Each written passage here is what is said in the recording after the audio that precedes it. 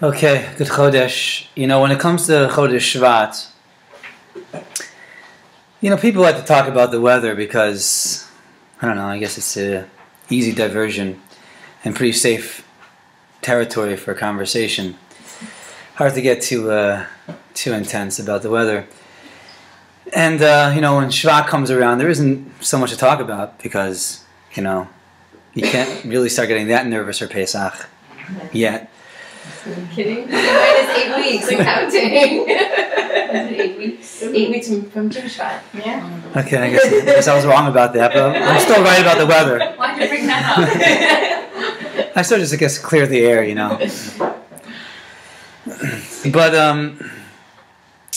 But I guess it's hard to not mention the current events as it pertains to people in Seattle, and having to do with a sport that uses a oddly shaped ball.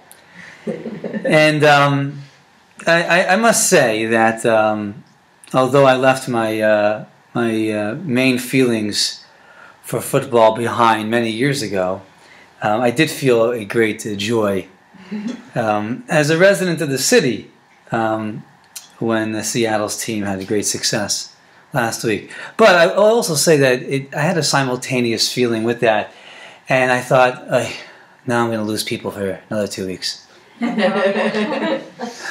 So Chodesh Shevat is Chodesh Shevat is actually a lot happening, but it's really beneath the surface. Often when we think of Torah, we think of mitzvos and halachos as sort of one area or one subject of Torah. And then we think of ideas or inspiration or let's say depth as a different subject. And in truth, that's really how it's taught in schools. You have a class on halacha, and then you might have a inspiring speaker. And these two areas, these subjects are disconnected. They even in schools even call dinim, laws. And then you have a terrible terminology that people use. They call it fluff. It mamish hurts me every time I hear that word. But it's anything but that. But not knowing how to categorize it because it's not exactly the halacha. So I guess it's just fluff or something else. So we do a very good job of splitting these two subjects of halacha and fluff, halacha and ideas, halacha and inspiration. And in truth, it's very, very damaging. Very damaging for our whole view and our whole relationship to Torah. So let me give it over to you the way the Zohar HaKadosh says it. And that's like this. The Zohar HaKadosh says that there's a gufa deoraisa and a nishmasa deoraisa. There's a body of the Torah and there's a soul of the Torah. You see, when it comes to a person, we understand very well that the body and the soul are really integrated. They're really part of one thing we call the human being. They're really two sides of one. And so the Zohar says the Torah is the gufa doraisa, a guf. There's a body of the Torah. And there's a nishmas doraisa. There's a soul of the Torah. The gufa doraisa, the body of the Torah, is the mitzvos, or the halachos, which are the details of the mitzvos. The nishmas doraisa, the soul of the Torah, is the ideas, the concepts, the thoughts that are within every mitzvah. Just like the guf, the body, is that which is seen, just like the guf is that which acts in the external world, so too the mitzvos and the halachos are that which we do, we act, and are visible in our actions. The pnimius,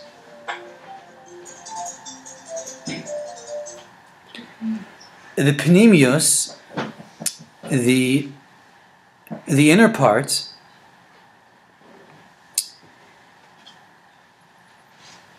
is not the deed that you do, isn't the action.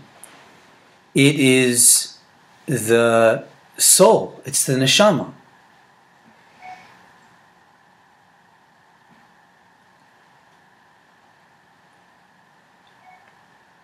It's at the core of what that mitzvah is. It's the ideas, the concepts within that mitzvah. So for example, when you do a mitzvah, so you are doing the mitzvah, you are doing, we say, the gufa d'oraisa, the guf, the body. When you're doing the mitzvah, that's what's being done indeed. But in doing the mitzvah, if you're thinking about the mitzvah, and you're putting your thoughts involved in the deed of the mitzvah, that's the nishmasa, the soul of the mitzvah. So therefore, we take the gufa d'oraisa, the guf of the Torah, the neshama of the Torah, and in doing the mitzvah, we integrate them, we do them together. We do the deed of the mitzvah with the thought of the mitzvah.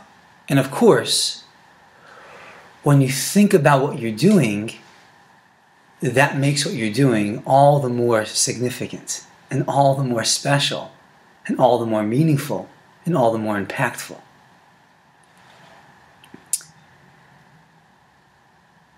So, understanding that, you will understand very well a teaching of the Baal Shem Tov, who said, Tefillah b'li kavana is kaguf b'lo neshama.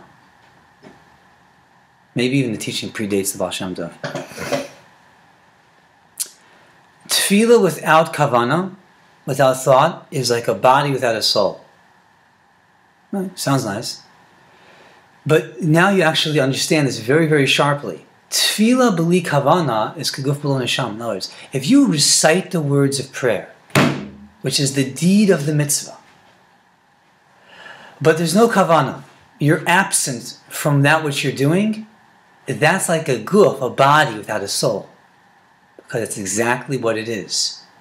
The guf of the mitzvah is the action, the deed of the mitzvah. The deed of the mitzvah in tefillah is saying the words. So you are saying the words, you are doing the body of the mitzvah.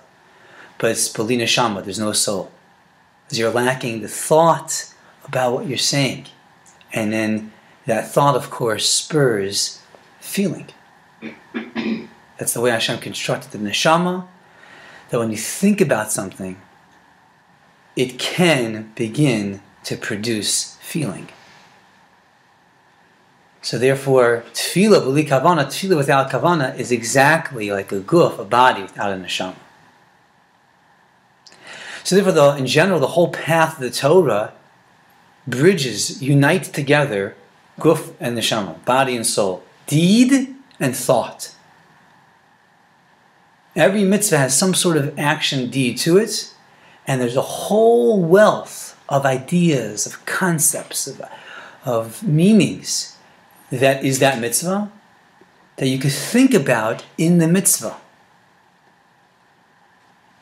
And then you have a whole being. So instead of making this bifurcated idea of subjects, where we disconnect, we actually unite. And when you do that, you have a whole, not divided parts. You have a whole. And that, of course, changed your whole Yiddishkeit, your whole Judaism. Because everything that which you're doing, you're also thinking about. And it begins to magnify and to give color and life to the whole path of the Torah. So what's with Tu B'Shvat and Shvat? Seemingly little is going on, and then we get this holiday. Not really sure what to do with Tu B'Shvat. No one's really sure what to do with Tu B'Shvat. You can't give off school. Okay, that doesn't work. You don't say like Hallel, well, but you don't say Tachnun. You don't really dress up for it. So most schools have concluded, let's give out fruits and call it a day. So, you eat like the 7 fruits of Israel, and I guess we did it. Because what's exactly Tu B'Shvat? Then some people made it into Arbor Day. Let's plant trees. Not sure if there's a source for that. I guess we can hijack it and make it Environmentalist Day. Not really clear where to go with this. So okay, whatever. Let's just like leave it like that. Maybe we'll move on to Purim in about a month later. Isn't there a whole thing of like a whole like Seder with white grape juice and purple grape juice and like they mixing it and it's the winter into spring. Like isn't there like a whole like I don't know if there's a source for that or not, but I mean yeah, there's a lot going on in Tu B'Shvat. So let's try to get into it. It's like a Seder. Women choosing the man or something? No, it's different too. It's different too. The 15th is the 15th. And each one begins with a 10. So something going. Okay, so let's start from the beginning. So on the source sheet, the first thing that you're looking over here is a Mishnah in Rosh Hashanah. So I want to examine the guf, in other words, the body or the halacha that pertains to Tu B'Shvat, and then we'll talk about the panemius, the inner side of it, or the soul of it, and then I think we can pull something out of this and actually begin to have impact. So let's start with the body, with the guf, and the halacha of Tu B'Shvat. The first Mishnah of Rosh Hashanah talks about different Rosh Shana, different beginnings of a year. Like for example, like we have different ways of beginning our year. Like the school year begins in September, thank God. A tax year can begin really any time. You just take 12 consecutive months from wherever you begin and you sort of calculate your taxes for the year. Secular year, they begin in January for some reason. Never struck me as really being a beginning, like in the middle of the year. But that's a beginning. So there's different Rosh Hashanahs you have, different beginnings of years, and you base that year based on whatever your calculation is. So the first Mishnah of Rosh Hashanah talks about 4 different Rosh Hashanahs. See, we thought there's only one, but there's actually much more than that. And you look at the Mishnah there, the first of Nisan is a new year for the kings and for festivals. The first of El is a new year for tithing of animals. There's a lot of detail here that has to do with different subjects in the Torah, and when that will be the new year for that particular thing. So what's very important to us is the end of the Mishnah, where it says like this: Bi'echad b'Shvat, it's the third line from the bottom in the Hebrew, and in the English is the 4th line from the bottom. Bi'echad b'Shvat, on the 1st of Shvat, Rosh Hashanah Le'ilan is the new head of the year for a tree. Kedivrei Beis Shammai, that's the opinion of Beis Shammai. Beis Hillel Omer b'chamisha asar bo, it's the 15th in it. And that's it. That's all you get. The 1st of Shvat is the Rosh Hashanah for Elon, for trees. Beis Shammai, Beis Hillel says the 15th. Okay, so what's going on and why? What is important and what does that mean?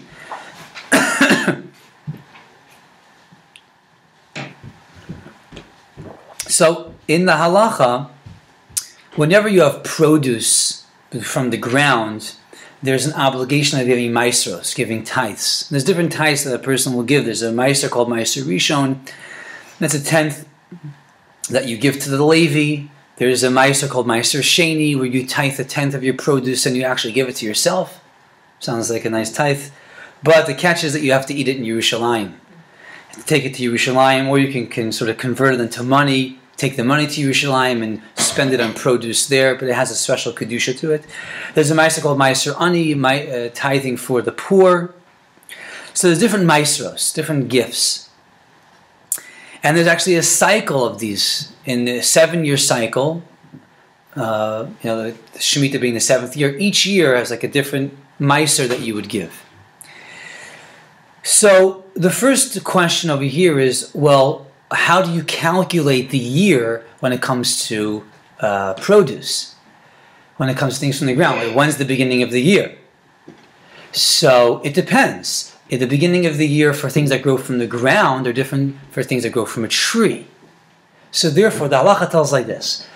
when it comes to things that grow from a tree, the way you determine the new year is based upon the budding of the flower. Because the budding of the flower is the beginning of the creation of the fruit. And that is what you're producing, what you're going to tithe.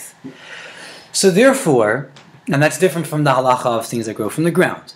So therefore, when it comes to the Elan, the tree, the new year begins what's called chanata, the budding of the flower. That is important for at least two halachos when it comes to maasros. Halacha number one is this. You cannot give maaser of produce that grows in one year for produce of a different year.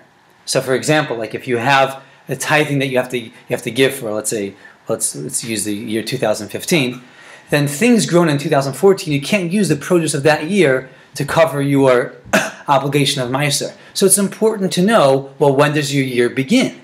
So therefore, anything that would bud at a certain time, that would determine this year, and therefore you cannot use the tithe for a different year. The second halacha this pertains to is, as I mentioned, is a cycle of maasos, of tithes. So, if this belongs to this year, so then it belongs to that tithe. But if it belongs to a different year, it would be obligated in a different tithe. So therefore, the Mishnah teaches us what is the Rosh Hashanah for trees. That's in Shevat. Different opinions, we won't get into it now. It's in Shevat. Shevat determines the beginning of the year. It's the Rosh Hashanah. That is when a new year begins for a tree. And therefore, in Shevat, either the first day of Shevat or the 15th of Shevat, will be the new year. So therefore, relevant to the halachas we discussed, if the fruit tree blossoms or begins to bud after, let's say, the 15th of Shvat, which is the opinion of Beis Hillel, which is how we rule, so then it belongs to this year. And therefore, you can't tithe last year's produce for things that bud after the 15th of Shvat. Or, if you're going in your cycle of years, the 15th of Shvat begins a new year. And if that year is a Meiser Sheni year, then the produce will be given for Meiser Sheni. And therefore will not be a Meiser Ani, it won't go to the tithing of the poor. That's determined by the 15th of Shvat. Now, question is, why was Shvat chosen as the beginning of the year? The answer is because in Israel, that's when the trees begin to bud. So because the budding is the beginning of the year, because we're talking about producing fruit for maasros, and budding occurs in Shevat, so therefore they set a certain date, the 15th of the Shevat, which is when the trees more or less are budding, and that becomes the date for the beginning of the year. So do they say Birkas Ilanos in Shvat in Israel, or they still say it in Nisan Iyar time? Because I thought Birkas Ilanos had to be like around Pesach or something. Fruit. After but it's on the blossom. It's Mm-hmm. on the blossom. But it's more the produced. Blossom, not the bud. Correct. That's further on. That's got to be flowering right before the fruit emerges. Flower as opposed to the first. The first indication, correct, the budding.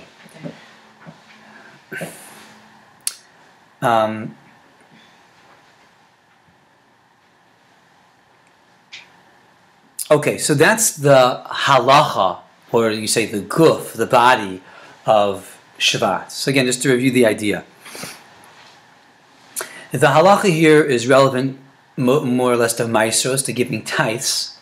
Giving tithes when it comes to a tree depends on the budding, the beginning of the flowering that produces the fruit, which is what maasros is what you're giving. And that becomes the beginning of your year. That's important for these two halachos of you cannot give maaser on the produce of one year for another year, as well as, depending on the year, is the type of maaser that's given. Therefore, it's very important to know when is Rosh Hashanah. So therefore, you'll look and you will see if this tree blossomed after the 15th of Shvat, it belongs to this year. If it blossomed before, I say bud, if it budded before the 15th of Shvat, it belongs to the earlier year. And that becomes the determining date. Okay.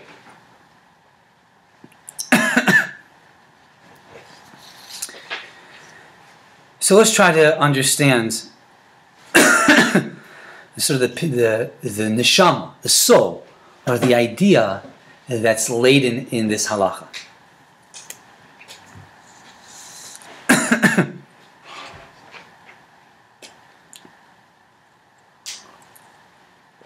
Now, it's still strange that we mark the beginning of the year with the first indication of the bud. And usually you'll mark like a beginning with like something that's actually starting, like the first day of school. That's like the beginning of the school year. You're actually going to school. It's still strange that we mark the Rosh Hashanah, the beginning of the year for trees, like with just the first indication. You might like indicate a Rosh Hashanah when things are more developed, maybe when there's a flowering and a little bit closer to the fruit. So what's the idea, the concept, that we mark the Rosh Hashanah, the beginning of the year, for the Elon, at the very first, of the, sort of the initiation of what's going to be the fruit? One of the great Hasidic masters was a great tzaddik by the name of Rav Tzadok, Rav Tzadok HaKohen of Lublin. Rav Tzadok lived in the 1800s and was actually a very profound and deep thinker, and has given us so much writing and ideas in the area what we call the Pnimius, the inner side of Torah, what we spoke about today called the Neshama. And one of his svarim called Tzidkas HaTzadik, he has a piece there that I think is relevant to this idea of beginnings. That's the second source here on the sheet. In the middle, right there in the middle source there. And this is from Rav Tzadok HaKohen of Lublin, a sefer called Tzidkas HaTzadik. So he writes like this: Yalfinan mi briyaso shel olam. You could learn from the creation of the world. De b'chol davar halayla kodem liyom. In all matters, night precedes day. Kideisa Reish Brachos, as the beginning of Masech the Brachos indicates this. One of the strange things in the Torah is that we begin a new calendar date when night starts. It's very strange. Like, now it's a new day. Okay, let's all go to sleep. It's a very strange idea that, like, you begin a new day when the day ends. That's strange. So Rav Tzadok says, you could learn from the creation of the world that when it comes to everything, night precedes day. Ki b'chol davar, in everything, haheder kodem lahavaya. Absence precedes existence. V'chi eshe b'choshech, when I sit in darkness, Eda, I will know, ki achar kach Hashem orli, God will be my light.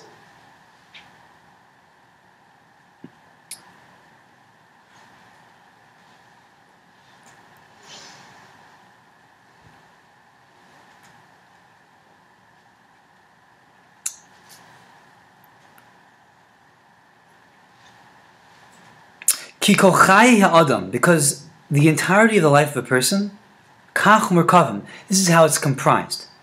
Mehazman choshech va'ar, of times of darkness and light. Yom v'layla, day and night. Kach chozer chalila, this is how it goes in a cycle. Rak shahachoshech kodem, except that darkness comes first. Tiklipa kodemas lepri, because the shell precedes the fruit. So it's like this. The idea that we begin a day at night is not a mistake, and it's not strange. But it actually follows the seder, the order of how Hashem made existence, and really directs our individual lives. Beginnings always begin with darkness. Beginnings always begin with absence. beginnings always begin with nothing. Even the Torah, when it describes creation, it says, Bereshis bara Elokim, in the beginning God created, V'aretz hayis ha'savo, and the earth was like nothingness. Okay, so whatever it means, but it's describing that before there was being, there was absence. When we begin a day, we don't begin at light, because that's not the beginning. You don't begin with light. You don't begin with existence. You actually begin with darkness. The way Hashem created Seder, the order of the universe, and that order of the universe is very uniform in the colossal, in the particular, in creation, in our personal lives. Beginnings begin with nothing, or very little. And then they move to something. So night is a beginning, because a day has to begin with darkness. And then in time it moves to light. In the similar way, in our own lives, we will find that our beginnings are actually very often just an abyss. Nothing. We're starting something, we're starting a project. We're beginning a new, we're starting something new. We're taking on a new project. Nothing. You didn't accomplish anything yet. Often we think like we're going backwards. This is not going anywhere. This is nothing. And it's called the beginning. In a different way, Chazal say, all beginnings are difficult. It's a very similar idea. We have to accept the fact that beginnings are difficult. Whenever you start something new, whenever you're going to initiate any sort of project, a community project, a personal project, this is the way it begins. You don't begin with the finished product. You don't begin with the success. You actually begin with the absence. Very similar in a way that a fruit grows. Most fruits, as my friend who was here over Shabbos, Tani, has somewhat of a hand in botany. So that they grow by way of the shell being produced first, or the outer part being produced first, and then the fruit actually filling in. And that's the way life goes, because that is an indication of seder, of order. It's not just a nice idea. That's inspiring. That's seder. Hashem made the world in this way. It's a seder. It's a part of reality. It's as much a rule for the universe as it is for yourself.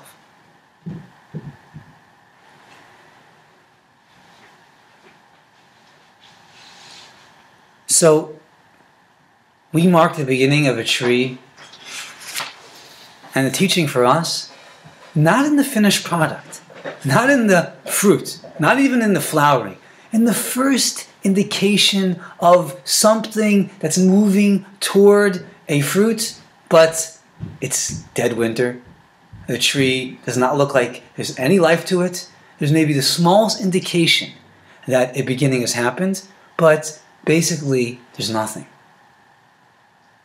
That's called a beginning.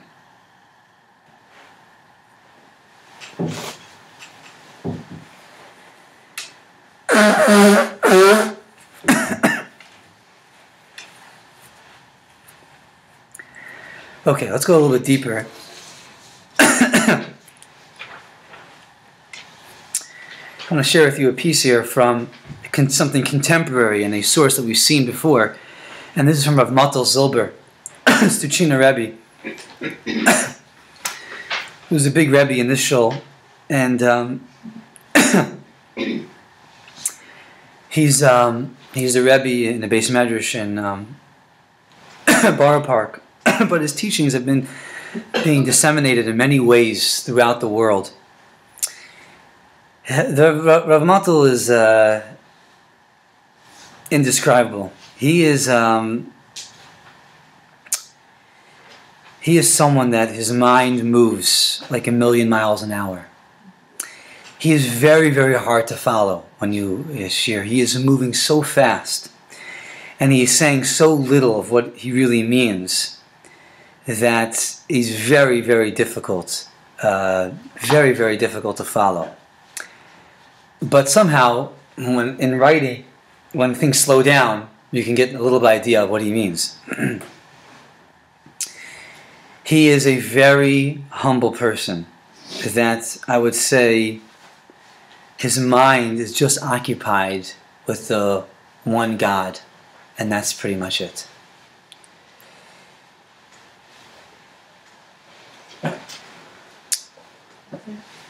He has a piece here on Tu B'Shvat that I want to share together here, that I think opens up this topic. It's the bottom source here under the letter Aleph.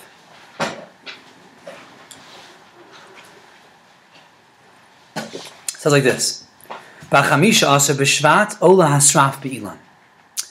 On the 15th day of Shvat, the sap begins to ascend in the tree.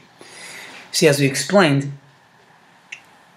the budding begins in Shvat. Now, the budding of the tree really depends on the sap of the tree. The sap really serves, in a sense, as like the blood of the person. It carries everything the body needs through the sap. Everything a tree needs comes about through its sap. And so it's really the life-giving force of that tree is the sap. Just like the blood is the life-giving force of the person.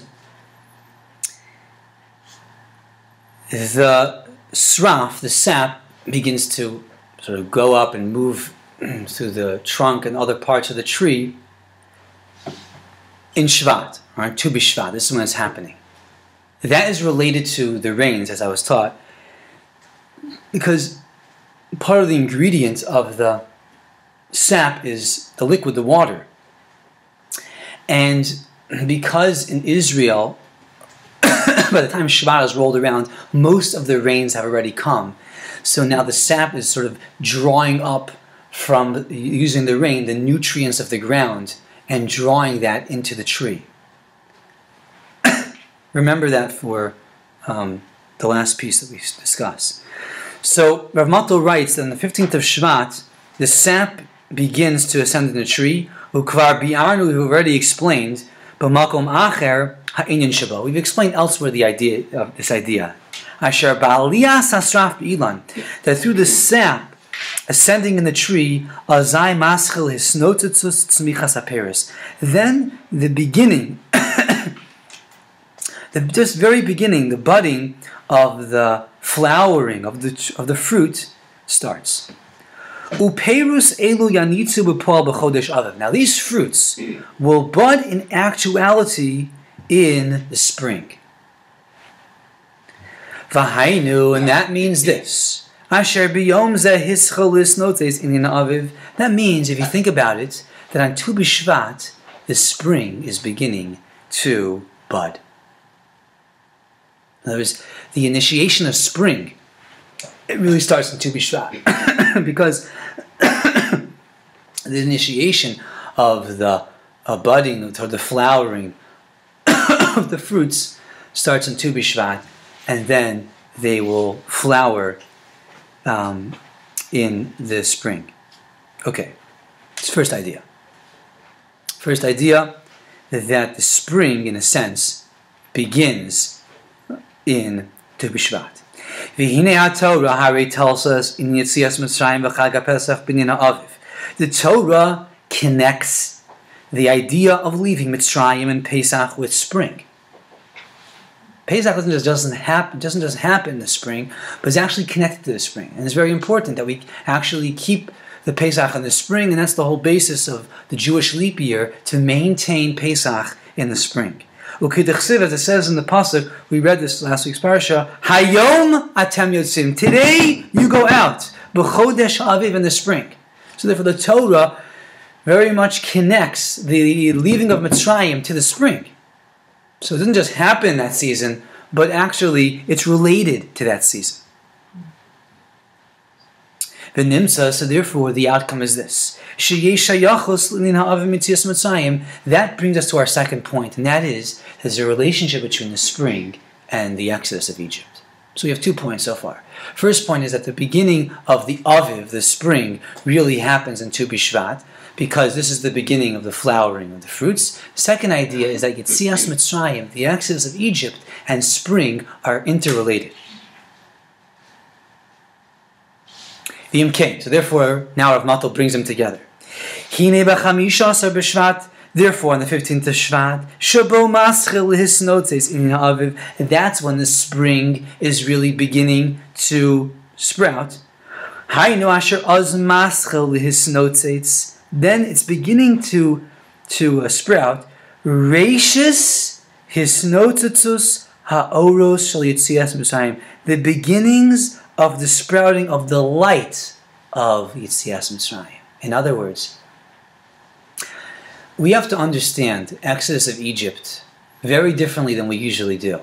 We very often relate to the Yetzias Mitzrayim as a historical event. Now it's true, it did happen at a certain point in time, but it's not the essence of Yetzias Mitzrayim. We have to go dig much deeper to understand and to appreciate what Yetzias Mitzrayim is. Yetzias Mitzrayim, leaving Mitzrayim, is a spiritual reality. It's a reality in Ruchnius, spirituality. It's called Yetzias Mitzrayim. There's a spiritual reality called Yetzias Mitzrayim. As in all spiritual realities, they are always. It's a reality. It's something that just is. It came out in a very dramatic and profound way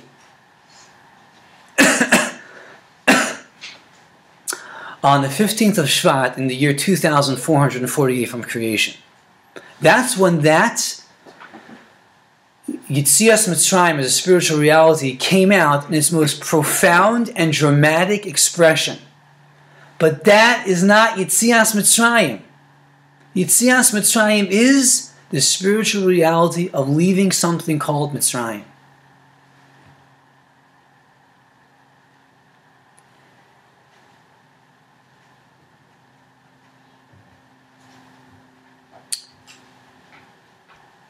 So therefore, Yetzias Mitzrayim as being a spiritual reality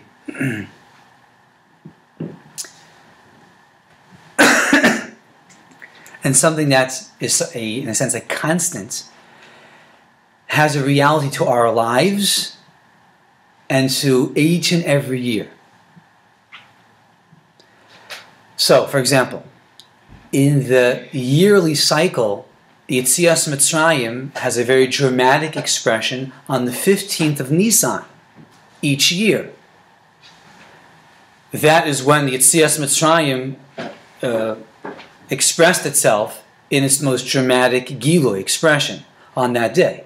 So therefore, when we return in the cycle of a year to that day, we will be touching on the Yetzias Mitzrayim in a very significant way. And that, of course, is Seder night. However, Yetzias Mitzrayim also has to do with every single day. We have a mitzvah to recall leaving of Mitzrayim every single day, which means that spiritual reality is a constant also. And in short, because it's very long, Yetzias Mitzrayim really means the concept of exodus or liberation from some sort of servitude. The concept of liberation, freeing from servitude, is the idea of Yetzias Mitzrayim. As it happened then, it was a servitude of Bnei Yisrael to the Mitzrayim, the Egyptians, as it occurred then, but it is everything that is the relationship between servitude and liberation that we experience. That is called Yetzias Mitzrayim. So in this most profound way, which will be the 15th of Nisan, the beginnings of that, of when that's going to sort of be expressed, begins on Tu B'Shvat. Because if Tu B'Shvat is the beginning of spring, and spring is really interrelated with the Yetzias Mitzrayim, so that means that the beginnings of Yetzias Mitzrayim happen on Tu B'Shvat. The beginnings of that great, profound expression of Yetzias Mitzrayim, which have its greatest Gilui on the 15th of Nisan, is actually beginning now. In a spiritual way, it's moving for and initiating and opening up the Yetzias Mitzrayim on Tu B'Shvat. Okay. Yeah, we go deeper. The spring isn't the end. It's actually the middle. Ugamar ha'aviv. If you want to follow with me, I am 5 lines from the bottom. From these two columns, that's the first column on the right side. 5 lines from the bottom, last word in line, Ugamar. Ugamar ha'aviv, the end of the spring. Harezahu b'inin hakatzir. That's when you harvest. Spring is when everything is flowering, everything is growing, but you can't eat the fruit yet. You can't harvest it yet. Shahapri nishlam, then the fruit is complete. Azai ad shekvar afshar lokotzo, to the point that you can actually bring it home. Uzman hakatzir shezeu gemar ha'aviv, and the katzir, the harvest season, which is really the conclusion of the spring. Harizagam gemar Yetzias Mitzrayim. That's also the end of Yetzias Mitzrayim. In other words, Yetzias Mitzrayim is not the end. It's still the middle. In the spiritual process, although Yetzias Mitzrayim is liberation, it's not the end. It's the middle. What's the end? You're not free just because you get out of something. If you get out of a job, doesn't mean you're free. You don't have the money. You get out of a bad relationship, doesn't mean you're free. You may have many scars. You don't have a new relationship. Just means you've been extracted from something. Something has happened significantly. But it's not the end. It's just the middle. So what's the end of Yetzias Mitzrayim? Well, of course, that is Matan Torah. To Matan Torah, hu gemar Yetzias Mitzrayim, getting the Torah, that is the end of Yetzias Mitzrayim. And that's what Hashem told Moshe at the very beginning of Yetzias Mitzrayim. He told him, Matan Torah, the first thing he said. Here's the sign when you leave. You'll serve me on that mountain. Because Yetzias Mitzrayim isn't the end. It's just the middle. And Matan Torah, that happens at the time of the harvest. Shavuos. It's time of the harvest. That's when you cut. I shouldn't say harvest really. It's when you cut the fruit, when when it's ready to be removed from its growth. The nimsa. So here it is all together. On the 15th of Shvat, that's when the sap begins to ascend in the tree. That relates to the Exodus of Egypt, because that's the beginning toward the Exodus. Matan Torah, and therefore it also relates to the giving of the Torah, because that's the end of Yetzias Mitzrayim. In other words, Tu B'Shvat begins a process that moves toward Yetzias Mitzrayim and moves to Matan Torah. In other words, it moves toward liberation and toward getting something, receiving something. It starts in Tu B'Shvat. The getting of the Torah, that's the purpose of Yetzias Mitzrayim. Tehasraf shel hapri, the sap of the fruit, sheyaschil lanos b'chodesh ha'aviv, that begins to flower in the spring, v'asher hino omed li gam b'chag haShavuos, and is ready to be completed in Shavuos.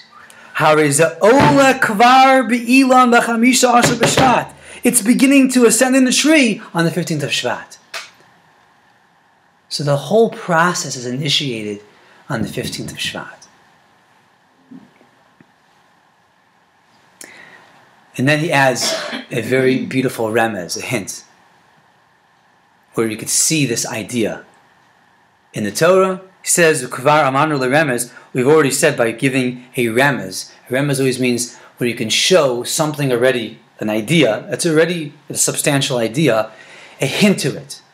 A remez doesn't mean, because I could find something interesting, so then it means that. It works the opposite. First you have the idea, you have the concept, then you find the hint toward it. So it says you have a hint toward it because why? Ki ola sraf b'ilan, the gematria of ola sraf b'ilan. The sap begins to ascend the tree. Gematria Shavuos is a very gematria of Shavuos. Unbelievable. Shavuos, which is the end of the whole process, it begins in the 15th of Shevat. That's exactly the gematria of the sap is beginning in the tree because that's initiating the whole process which culminates in Shavuos. Then he has something even more interesting if you want to hear this. He says like this. Well, I guess for time purposes I'll leave this out, unless people want to hear it. Okay. Tell you this. Therefore, very often, usually, the 15th of Shvat coincides in the reading of the Parshios with Yisrael. Read Parshas Yisro. Parshas Yisro is when the Torah was given. That usually happens 15th of Shvat. Us Korim b'Torah, then we read in the Torah, in the cycle of reading the Torah, me'inyan Matan Torah sheb'chag Shavuos, about Matan Torah, that happened in actuality in Shavuos. So it happens later in the 5th, 6th of Sivan, but we read it in midwinter in Yisrael. V'hainu, that means this. Asher Matan Torah b'foel, Matan Torah, the giving of the Torah in the actual, but it comes, kasher gam ha'pri kvar nishlam b'poel, occurs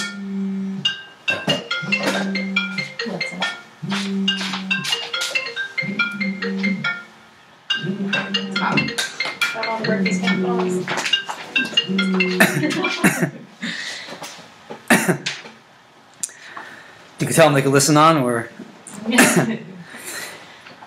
that's this. Asher Matan Torah before the giving of the Torah in actuality, ba kasher gam ha'pri kvar nishlam, occurs in simultaneous with nature when the fruit is complete. Before in actual, v'yigia eis hakatzer, when you can cut the fruit. Okay, so Matan Torah coincides when you can actually remove the fruit from its growth. The ilu kasher korim b'Torah me'inyan Matan Torah, when we read in the Torah about the giving of the Torah, hainu, that means to say this: asher adayin lo nimshach b'poel inyan Matan Torah.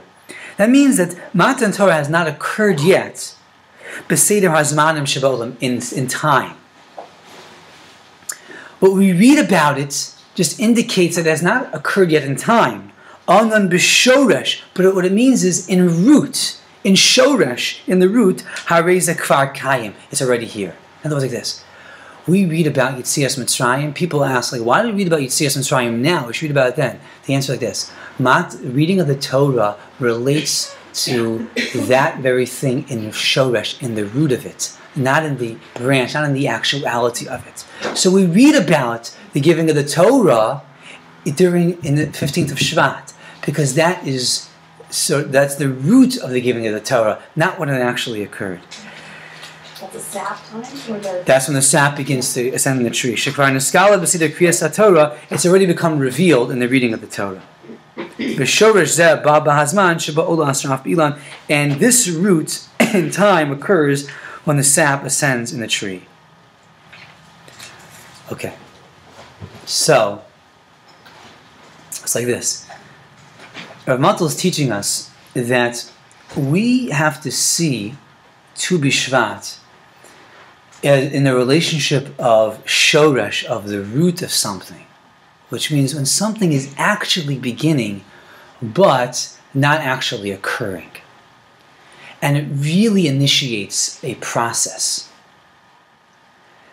The process in Ruchnius and spirituality that we experience and we celebrate and actually occurs in reality and pertains to our own growth begins in Tu B'Shvat, because that's when the sap begins to give the very first beginnings of the process which will move towards spring, which is the flowering of the fruit, toward the katzir, toward the cutting of the fruit, which happens in Sivan.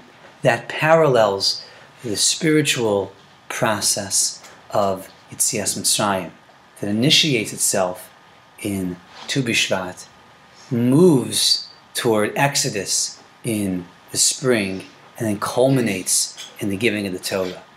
It really marks the process of leaving something behind and then receiving something. Okay, there's a lot there. I want to share one last idea. That's this. The Torah compares man to a tree. And this sort of really brings together the ideas of Tu B'Shvat and us. Because the Torah says, Ki ha'adam eit hasada, a man's a tree. So the Torah gives us that mashal. That means it's a very, very accurate mashal. Sometimes I'm using an example that sort of you can see the idea in it. Man is a tree. So you can imagine restaurants in Seattle will now be saying, if trees could talk, you wouldn't eat them.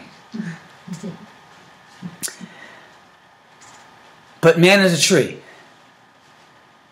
So that means like this. Just as a tree, the life of the tree depends on its sap.